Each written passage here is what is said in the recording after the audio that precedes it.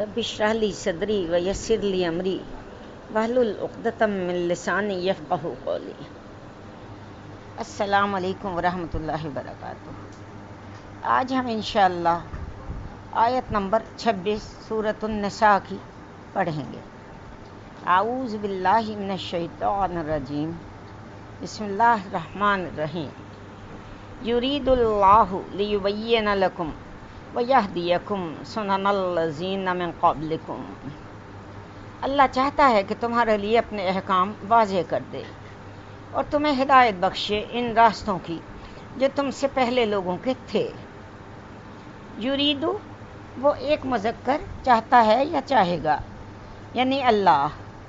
ले युबय्यिना, ले का मतलब है ताकि, युबय्यिना वो वाज़ेह कर दे, वो बयान कर दे, वो खोल कर तुम्हें बता दे, लकुम तुम सबको, व यहदियकुम व और यहदी वो हिदायत दे, कुम तुम सबको, सुनाना यानी सुन्नतों की, तरीक़ों की, रास्तों की, अल्लज़ीना उन लोगों की जो मिन क़ब्लिकुम तुम लोगों से पहले थे, यानी पहले गुजरे हुए लोगों में नेकोकार भी थे और बदकार भी।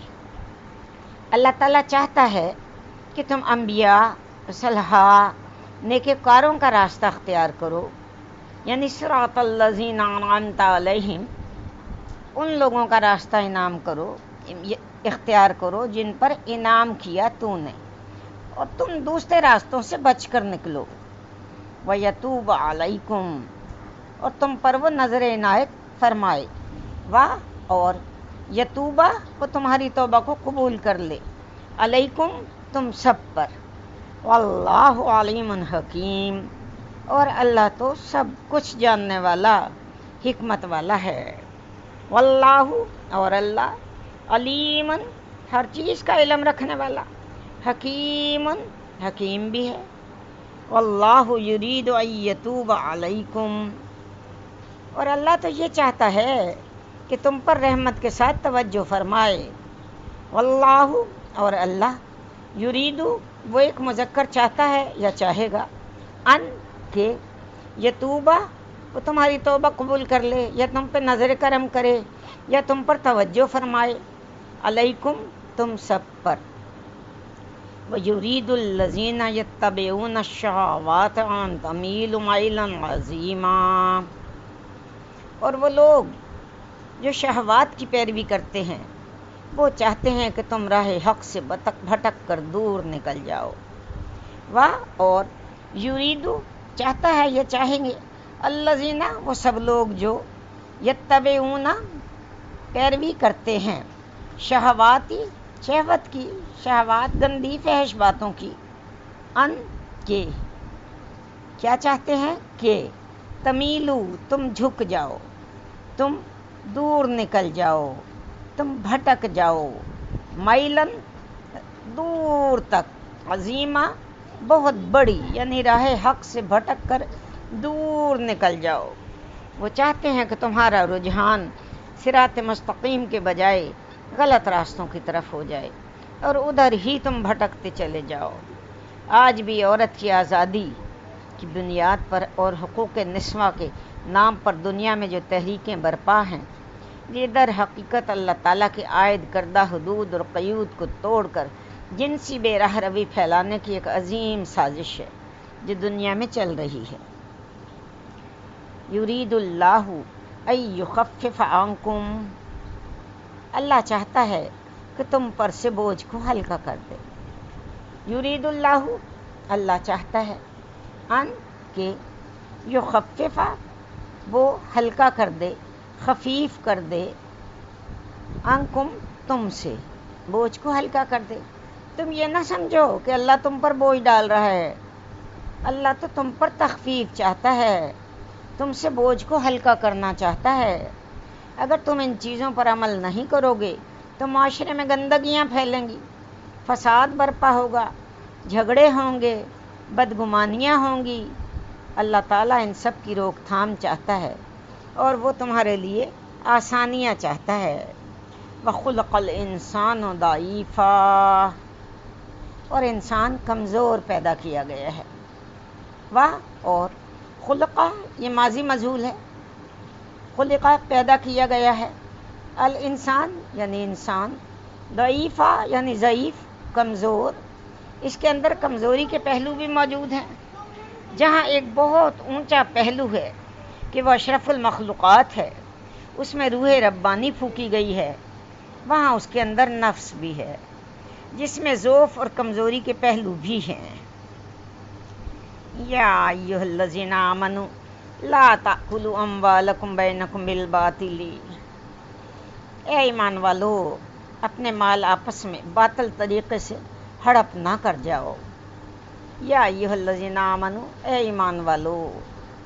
لا تاکلو، تاکلو کا مطلب ہے تم کھاؤ یا کھاتے ہو. لا تاکلو تم نہ کھاؤ. اموالکم تم اپنے مال. بینکم تم سب آپس میں درمیان میں. بالباطلی باطل طریقے سے. الا ان تکون تجارتا عن تراض منکم، سوائے اس کے کہ تجارت ہو تمہاری باہمی رضامندی کے ساتھ. الا مگر یا سوائے اس کے، ان کے تکونا ہو، تجارتن جو بھی تجارت ہے، ان سے ترادن رضامندی کے ساتھ، منکم تم سب میں. یعنی تجارت اور لین دین کی بنیاد جب حقیقی باہمی رضامندی پر ہو تو اس سے حاصل ہونے والا منافع جائز اور حلال ہے. فرض کیجئے آپ کے جوتوں کی ایک دکان ہے. آپ نے گاہک کو ایک جوتا دکھایا اور اس کے دام آپ نے 200 روپے بتائے. اس نے جوتا پسند کیا اور 200 روپے میں خرید لیا. یہ باہمی رضامندی سے سودا ہے جو سیدھے سادے اور سیدھے صحیح طریقے سے ہو گیا. ظاہری بات ہے کہ اس میں سے کچھ نہ کچھ تو منافع آپ نے کمایا ہے، اور آپ نے اس لیے محنت کی ہے کہ کہیں سے خرید کے لائے ہیں، اسٹور میں محفوظ کیا ہے، دکان کا کرایہ دیا ہے، بجلی کے بل دیتے ہیں، ملازموں کو تنخواہ دیتے ہیں، لہٰذا یہ منافع آپ کا حق ہے اور گاہک کو اس میں کوئی تعامل بھی نہیں ہوگا. لیکن اگر آپ نے یہی جوتا جھوٹ بول کر یا جھوٹی قسم کھا کر فروخت کیا کہ قسم اللہ کی میں نے تو خود اتنے میں لیا، تو پھر آپ کی ساری محنت ضائع ہو گئی اور آپ نے حرام کما لیا. اسی طرح معاملت اور لین دین کے وہ تمام طریقے جن کی بنیاد جھوٹ اور دھوکہ دہی پر ہوں، جائز دھوکہ دہی پر ہونا جائز اور حرام ہے، ناجائز اور حرام ہے. ولا تقتلوا انفسکم، اور نہ اپنے آپ کو قتل کرو. ولا اور نہیں، تقتلوا تم قتل کرو، انفسکم اپنی جانوں کو، یعنی ایک دوسرے کو قتل نہ کرو. تمدن کی بنیاد 2 چیزوں پر ہے، احترام جان اور احترام مال. میرے لیے آپ کا مال اور آپ کی جان محترم ہے، میں اسے کوئی تکلیف نہ پہنچاؤں، اور آپ کے لیے میرا مال اور میری جان محترم ہے، آپ اسے کوئی گزند نہ پہنچائیں. اگر ہمارے مابین یہ شریفانہ معاہدہ قائم رہے تب تو ہم ایک معاشرے اور ایک ملک میں رہ سکتے ہیں جہاں اطمینان، امن و سکون اور چین ہوگا. اور جہاں یہ دونوں احترام ختم ہو گئے، جان کا اور مال کا، تو ظاہر بات ہے پھر امن، سکون، چین اور اطمینان کہاں سے آئے گا. اس آیت میں باطل طریقے سے ایک دوسرے کا مال کھانے اور قتل نفس دونوں کو حرام قرار دے کے ان دونوں حرمتوں کو ایک ساتھ جمع کر دیا گیا ہے. ان اللہ کان بکم رحیما، یقیناً اللہ تعالیٰ تم پر بہت مہربان ہے. ان اللہ بے شک اللہ، کانا ہے، بکم تم سب پر، رحیمہ بہت زیادہ مہربان. وَمَن يَفْعَلْ ذَلِكَ عُدْوَانًا وَظُلْمًا، اور جو کوئی بھی یہ کام کرے گا تعدی اور ظلم کے ساتھ، یعنی یہ دونوں کام باطل طریقے سے ایک دوسرے کا مال کھانا اور قتل نفس، اور من جو یفعل یہ کرے گا، ذالک یہ، عدواناً زیادتی کے ساتھ، وظلما اور ظلم کے ساتھ، فسوف نصلیہ نارا تو پھر ہم جلد اس کو جھونک دیں گے آگ میں. پس سوفا جلد ہی، نصلیہ نون کا مطلب ہم، سلی کا مطلب ڈال دیں گے، ہی کی ضمیر جاری ہے اس کی طرف، یعنی جو یہ بندہ دونوں کام کرے گا، نارا آگ میں ڈال دیں گے. وَكَانَ ذَلِكَ عَلَى اللَّهِ يَسِيرًا، اور یہ چیز اللہ پر بہت آسان ہے. اور کانا ہے ذالکا یہ علی اللہ اللہ پر یسیرا بہت آسان. اور یہ مت سمجھنا کہ اللہ تعالیٰ نوع انسانی کے بہت بڑے حصے کو جہنم میں کیسے جھونک دے گا. یہ اللہ کے لیے کوئی مشکل نہیں ہے.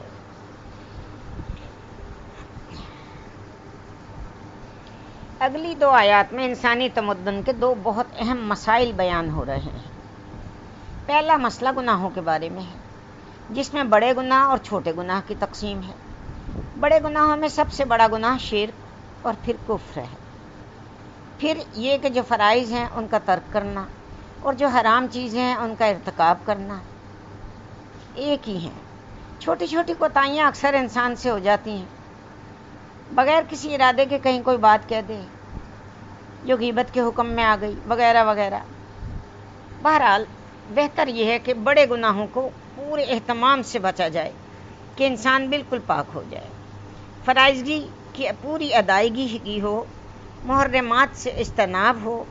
اور یہ جو چھوٹی چھوٹی چیزیں ہیں ان کے بارے میں نہ تو ایک دوسرے پر زیادہ گرفت کی جائے اور نہ ہی خود زیادہ دل گرفتہ ہوا جائے، بلکہ ان کے بارے میں توقع رکھی جائے کہ اللہ تعالیٰ معاف فرما دے گا.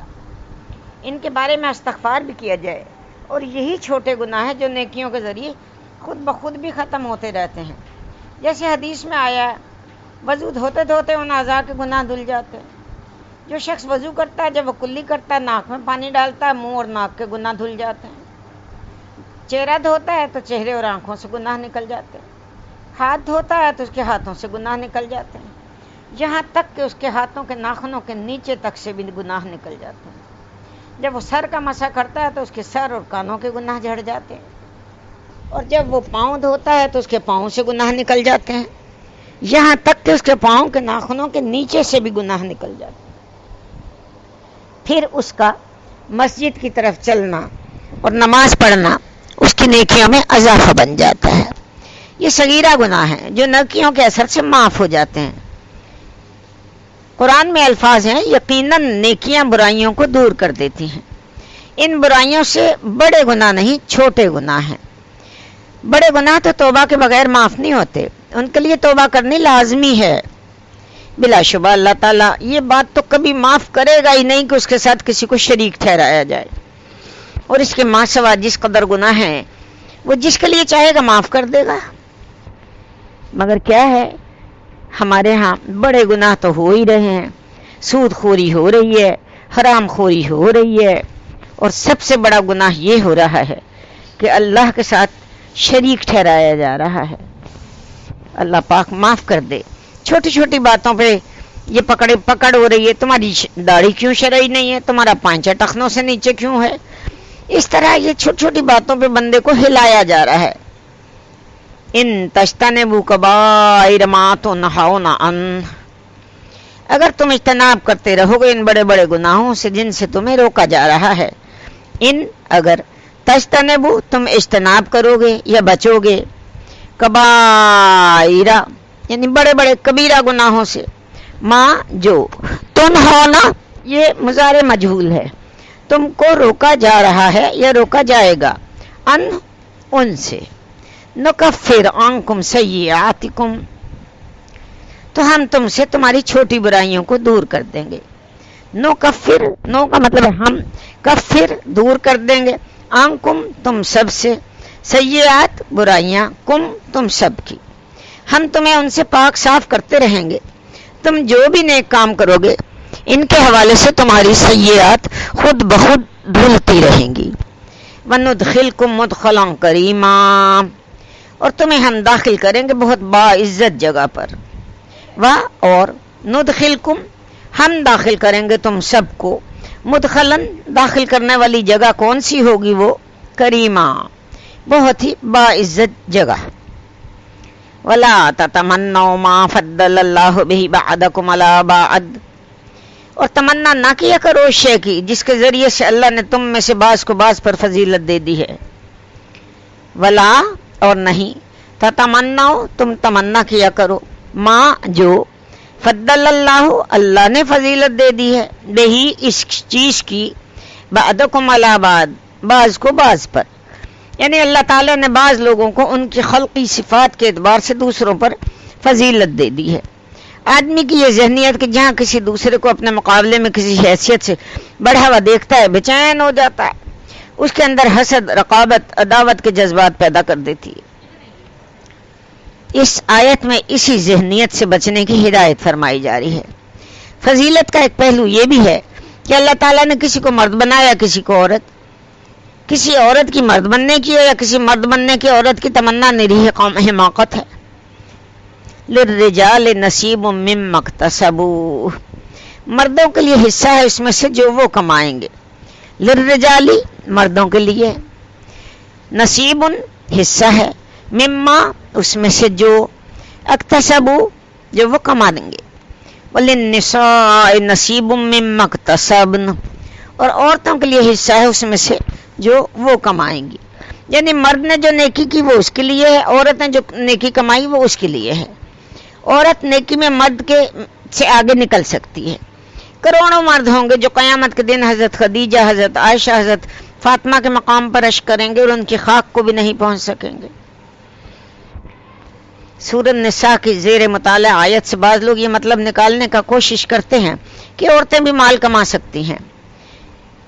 پورے قرآن میں جہاں کسب کا مطلب آیا ہے وہ اعمال کے لیے آیا ہے۔ کسب حسنات نیکیاں کمانا ہے اور کسب سیئات بدیاں کمانا ہے۔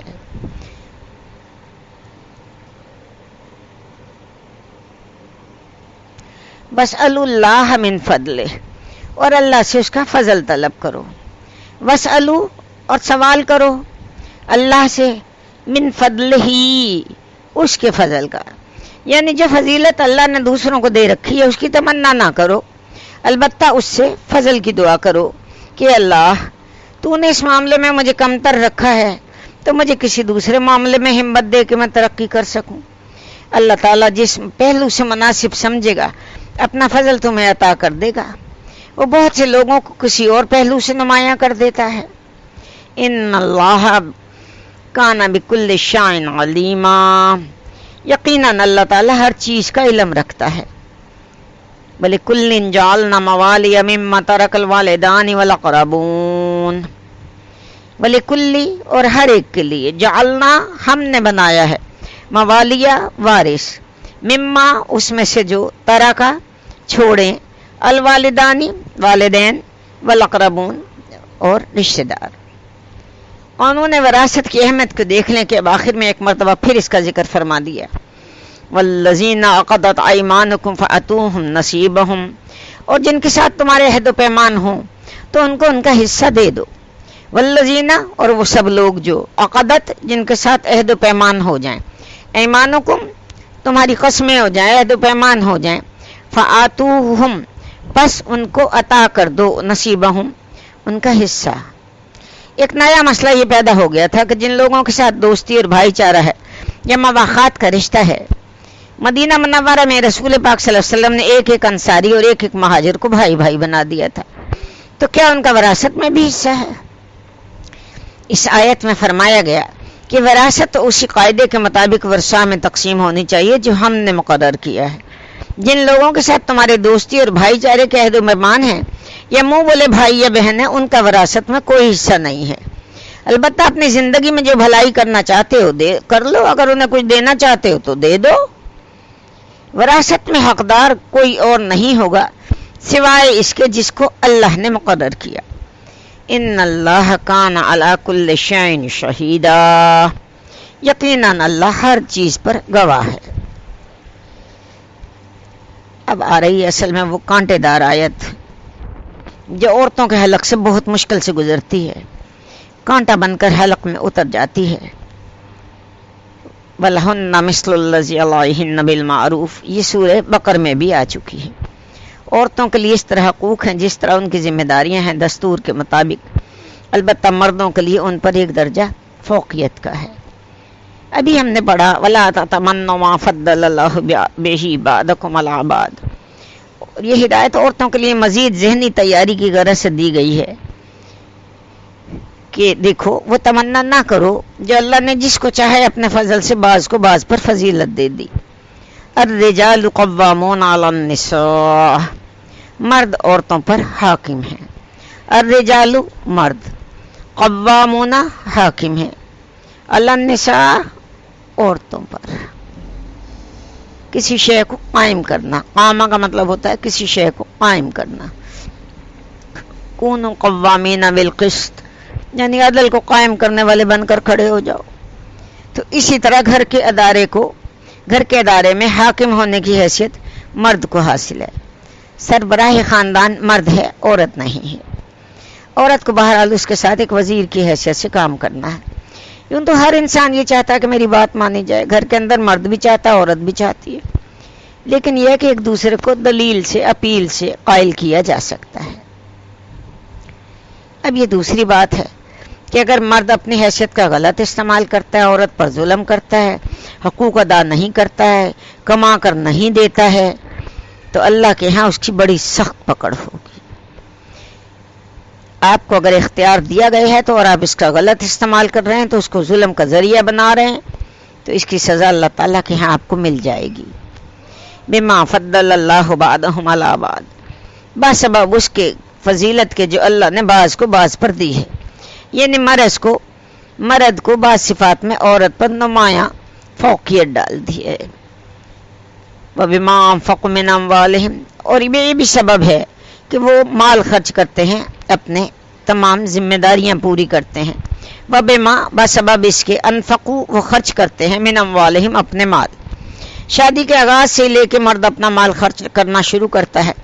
شادی اگرچہ مرد کی بھی ضرورت ہے، عورت کی بھی، لیکن مرد مہر بھی دیتا ہے اور عورت کا نان نفقہ بھی مرد کے ذمہ ہے. فالصالحات قانتات، پس جو نیک بیویاں ہوتی ہیں وہ اطاعت شار ہوتی ہیں. صالحات نیک بیویاں، قانتات اطاعت شار، حافظات للغیب غیب میں حفاظت کرنے والیاں، وہ مردوں کی غیر موجودگی میں ان کے مال اور ان کے حقوق کی حفاظت کرتی ہیں. مرد کا مال تو گھر میں ہی ہوتا ہے، جب وہ کام پر چلا گیا بیوی کی حفاظت میں سب کچھ. اسی طرح بیوی کی عصمت در حقیقت مرد کی عزت ہے، وہ اس کی غیر موجودگی میں اس کی عزت کی حفاظت کرتی ہے. اسی طرح مرد کے راز ہوتے ہیں جن کی سب سے زیادہ بڑھ کر رازدان بیوی ہوتی ہے.